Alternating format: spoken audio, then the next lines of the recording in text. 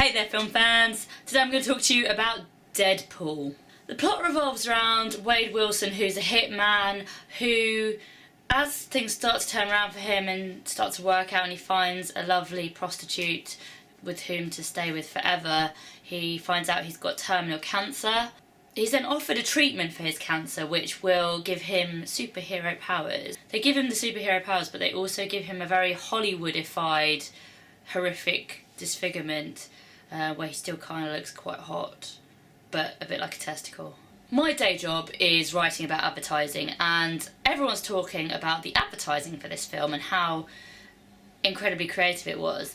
I don't really see how what they've done is particularly creative, as I see it's completely in the same vein as the film itself, which is really funny, and therefore the marketing is really funny. So I don't think it's some major advertising coup personally. I just think good film, good advertising, make money. It's good as long as you like your jokes filthy and your violence ultra violent. First things first, Deadpool is a really great character. Some of the other Marvel films might have lacked in that somewhat. Captain America, despite his awesomeness, I guess, is a bit blur, and Thor, let's face it, he's not going to win any prizes for his charisma. Having seen this, I want to read the comics, I want to buy the soft toy, and this is the first time I felt that about a Marvel film. Ryan Reynolds plays it really well. I think it's because he cares about it so much, because he's a big fan himself. He's had a couple of stiffs recently with movies. For some reason R.I.P.D. keeps hopping into my head, even though I do kind of love it because of Jeff Bridges. But yeah, he hasn't got the best back catalogue, but this really seems to be his vehicle. Like, I never realised what a great voice he has. He's so good for voiceovers. And he does often get to do voiceovers in this and break the fourth wall to the extent where they make jokes about it. They're making jokes about breaking the fourth wall. He's just the right side of being a bit irksome, just about.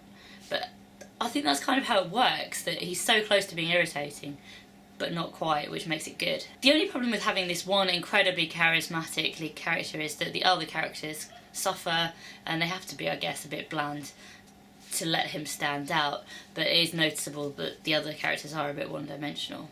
I mean, TJ Miller at least gets some really good lines though.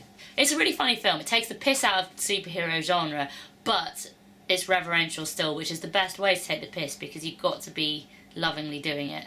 Aside from all the jokes, the script actually has a really nice arc and it kind of moves well. This particularly stands out when compared to the other comedy which I saw in the past few days, Zoolander 2, which is all over the shop, and it made me really appreciate the way in which this story is constructed. If there's one thing I've taken away from this film though, is that I really love that X gon' give it to you, gon' give it to you.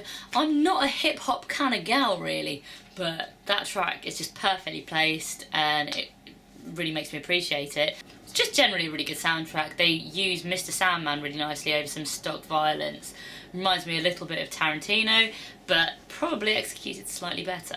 Now, this isn't the film's fault, but I felt that although I did really enjoy it, everyone's raving about it so much. I'm kind of like, did I enjoy it as much as everyone else? I wasn't surprised by it. I felt like the advertising gave me a good idea of what I was going to see, and I enjoyed it.